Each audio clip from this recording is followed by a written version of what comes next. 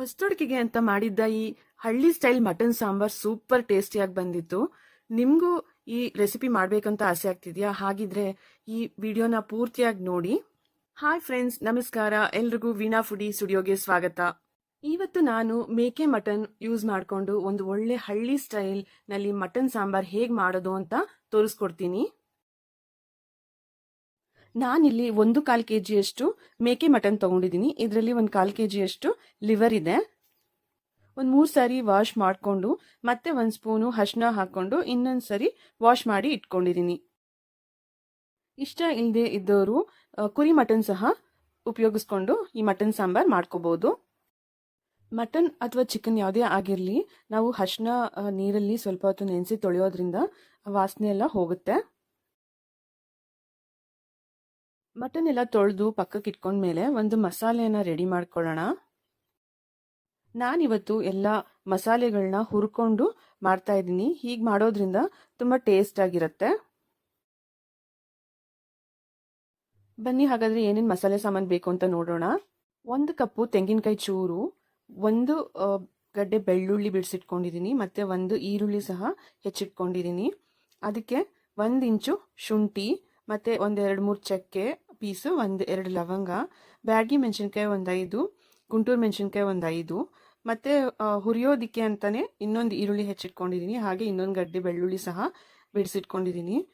ಮತ್ತೆ ಇಲ್ಲಿ 1 ಹಿಡಿಯಷ್ಟು ಕೊತ್ತಂಬರಿ ಸೊಪ್ಪು, ಹಾಗೆ ಧನಿಯಾ ಕಾಳು 1-2 ಟೀ ಸ್ಪೂನ್ ತೊಗೊಂಡಿದ್ದೀನಿ, 1 ಏಲಕ್ಕಿ ಸಹ ಇಟ್ಕೊಂಡಿದ್ದೀನಿ. ಇವಾಗ ಇದನ್ನ ಎಲ್ಲ ಒಂದು ಹೆಂಚಿನ ಮೇಲೆ 1 ಸ್ಪೂನು ಎಣ್ಣೆ ಹಾಕ್ಕೊಂಡು ಒಂದೊಂದಾಗಿ ಹುರ್ಕೋಬೇಕು. ನೆನಪಲ್ಲಿ ಇಟ್ಕೊಳ್ಳಿ, ಯಾವುದೇ ಮಸಾಲೆ ಪದಾರ್ಥನ ಹುರ್ಕೋಬೇಕಾದ್ರೆ ಮೀಡಿಯಂ ಫ್ಲೇಮಲ್ಲೇ ಹುರ್ಕೋಬೇಕು. ಮೊದಲು 1 ಹೆಚ್ಚಿಟ್ಕೊಂಡಿರೋಂತಹ ಈರುಳ್ಳಿ, ಹಾಗೆ 1 ಗಡ್ಡೆ ಬಿಡಿಸಿಟ್ಕೊಂಡಂತಹ ಬೆಳ್ಳುಳ್ಳಿ ಸಹ ಸೇರಿಸ್ಕೊಂಡು ಫ್ರೈ ಮಾಡ್ಕೊತಾ ಇದ್ದೀನಿ. ಅದಕ್ಕೆ 1-2 ಚಕ್ಕೆ, 2 ಲವಂಗ ಮತ್ತೆ 1 ಏಲಕ್ಕಿ ಸಹ ಸೇರಿಸ್ಕೊಂಡು ಫ್ರೈ ಮಾಡ್ಕೊತಾ ಇದ್ದೀನಿ. ಈಗ 2 ಸ್ಪೂನು ಧನಿಯಾ ಕಾಳು ಸಹ ಸೇರಿಸ್ಕೊತಾ ಇದ್ದೀನಿ. ಚೆನ್ನಾಗಿ ಫ್ರೈ ಮಾಡ್ಕೋಬೇಕು. ಗುಂಟೂರು ಮತ್ತೆ ಬ್ಯಾಡಗಿ ಮೆಣಸಿನ್ಕಾಯಿ ಸಹ ಸಮ ಪ್ರಮಾಣದಲ್ಲಿ ಸೇರಿಸ್ಕೊತಾ ಇದ್ದೀನಿ. ಕೊನೆಯಲ್ಲಿ 1 ಸ್ಪೂನ್ ಅಷ್ಟು ಗಸಗಸೆ ಸಹ ಸೇರಿಸ್ಕೊಂಡು ಲೈಟಾಗಿ ಫ್ರೈ ಮಾಡ್ಕೊಳ್ಳೋಣ. ಎಲ್ಲ ಮಸಾಲೆ ಪದಾರ್ಥಗಳನ್ನ ಹುರಿದಾಗಿದೆ. ಈಗ ಸ್ಟವ್ ಆಫ್ ಮಾಡಿಕೊಂಡು ತಣ್ಣಗಾಗೋದಕ್ಕೆ ಬಿಟ್ಬಿಡೋಣ. ಈ ಹುರಿದಿರೋಂತಹ ಮಸಾಲೆ ಸಾಮಾನು ತಣ್ಣಗಾಗುವಷ್ಟೊತ್ತಿಗೆ ಮಟನ್ನ ಒಗ್ಗರಣೆ ಹಾಕೊಳ್ಳೋಣ. ಸ್ಟವ್ ಆನ್ ಮಾಡಿಕೊಂಡು ಒಂದು ಪಾತ್ರೆ ಇಟ್ಕೊಂಡು 2 ಸ್ಪೂನು ಎಣ್ಣೆ ಹಾಕುತ್ತಾ ಇದ್ದೀನಿ. ಯಾಕೆಂದರೆ ಮಟನ್ನಲ್ಲೇ ಫ್ಯಾಟ್ ಇರುತ್ತೆ, ಹಾಗಾಗಿ ನೋಡಿಕೊಂಡು ಎಣ್ಣೆ ಹಾಕ್ಕೊಳ್ಳಿ. ಎಣ್ಣೆ ಕಾದ ನಂತರ ಮೊದಲಿಗೆ ಹೆಚ್ಚಿಟ್ಕೊಂಡಿರೋ ಈರುಳ್ಳಿ ಹಾಕೊಂಡು ಫ್ರೈ ಮಾಡ್ಕೋಬೇಕು. ಈರುಳ್ಳಿ ಒಂದು ಸ್ವಲ್ಪ ಫ್ರೈ ಆಗಿದ ತಕ್ಷಣ ಹೆಚ್ಚಿಟ್ಕೊಂಡಿರೋಂತಹ ಟೊಮೊಟೊ ಸಹ ಹಾಕೊಂಡು ಫ್ರೈ ಮಾಡ್ಕೋತಾ ಇದ್ದೀನಿ. ಈಗ ನಾವು ಅರಿಶಿನದ ನೀರಲ್ಲಿ ನೆನೆಸಿಟ್ಟಂತಹ ಮಟನ್ನ ಸಹ ನೀರೆಲ್ಲ ಸೋಸ್ಕೊಂಡು ಮಟನ್ನ ಸೇರಿಸ್ಕೊಂಡು ಚೆನ್ನಾಗಿ ಫ್ರೈ ಮಾಡ್ಕೋಬೇಕು. ಇದಕ್ಕೆ 1/4 ಸ್ಪೂನ್ ಅಷ್ಟು ಅರಿಶಿನ, ರುಚಿಗೆ ತಕ್ಕಷ್ಟು ಉಪ್ಪು ಸಹ ಸೇರಿಸ್ಕೊಂಡು ಚೆನ್ನಾಗಿ ಫ್ರೈ ಮಾಡ್ಕೋತಾ ಇದ್ದೀನಿ. ಮಟನ್ ಅಥವಾ ಚಿಕನ್ ಯಾವುದೇ ಆಗಿರಲಿ, ಎಣ್ಣೆಗೆ ಹಾಕೋಕೆ ಮುಂಚೆ ಸ್ವಲ್ಪ ನೀರೆಲ್ಲ ಚೆನ್ನಾಗಿ ಬಸಿದು ಹಾಕಬೇಕು.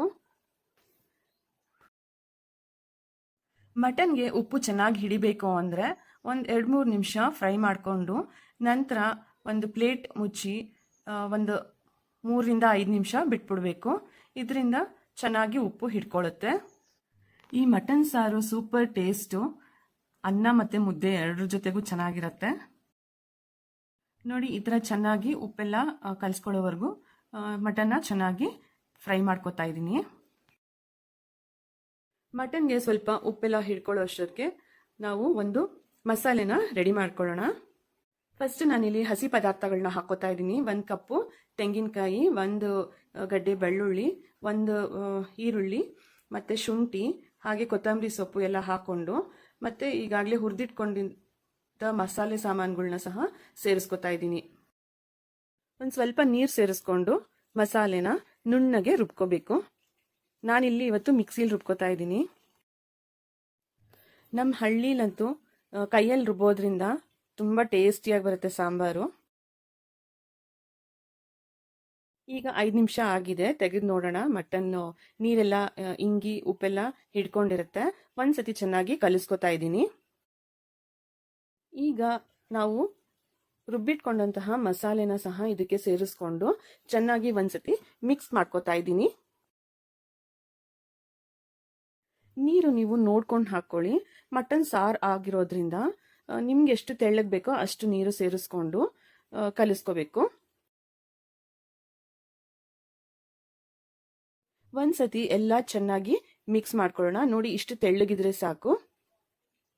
ಮಟನ್ ಸ್ವಲ್ಪ ಬೇಯೋದು ಲೇಟ್ ಆಗಿರೋದ್ರಿಂದ ನಾನು ಇದನ್ನ ಒಂದು ಕುಕ್ಕರ್ಗೆ ಟ್ರಾನ್ಸ್ಫರ್ ಮಾಡ್ಕೊತಾ ಇದ್ದೀನಿ. ಕುಕ್ಕರಲ್ಲಿ ಮಟನ್ ಸಾಂಬಾರ್ನ ಒಂದು 4 ವಿಸಿಲ್ ಕೂಗಿಸ್ಕೋಬೇಕು. ಮಟನ್ ಎಳೆದಾಗಿದ್ರೆ ಒಂದು 3ರಿಂದ 4 ವಿಸಿಲ್ ಸಾಕಾಗುತ್ತೆ. ಒಂದು ಸ್ವಲ್ಪ ಬಲ್ತಿರೋದಾದ್ರೆ ಇನ್ನೊಂದೆರಡು ವಿಸಿಲ್ ಎಕ್ಸ್ಟ್ರಾ ಮಾಡ್ಕೋಬೇಕಾಗತ್ತೆ.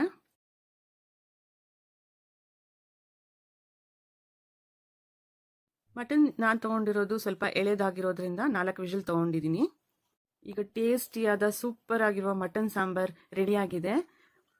ಬಡಿಸ್ತಾ ಇದ್ದೀನಿ, ನೋಡಿ ಹೇಗಿದೆ ಅಂತ ಕಮೆಂಟಲ್ಲಿ ತಿಳಿಸಿ. ನೀವೇನಾದರೂ ನನ್ನ ಚಾನಲ್ಗೆ ಹೊಸಬರಾಗಿದ್ದರೆ ಲೈಕ್, ಶೇರ್, ಸಬ್ಸ್ಕ್ರೈಬ್ ಮಾಡೋದನ್ನ ಮರಿಬೇಡಿ. ನೀವು ಟ್ರೈ ಮಾಡ್ತಿರಲ್ಲ, ಟ್ರೈ ಮಾಡಿ ತಿಳಿಸ್ತಿರಲ್ವಾ. ಮತ್ತೊಂದು ಇಂಟ್ರೆಸ್ಟಿಂಗ್ ರೆಸಿಪಿಯೊಂದಿಗೆ ಮತ್ತೆ ಭೇಟಿ ಆಗ್ತೀನಿ. ಅಲ್ಲಿ ತನಕ ಥ್ಯಾಂಕ್ಸ್ ಫಾರ್ ವಾಚಿಂಗ್.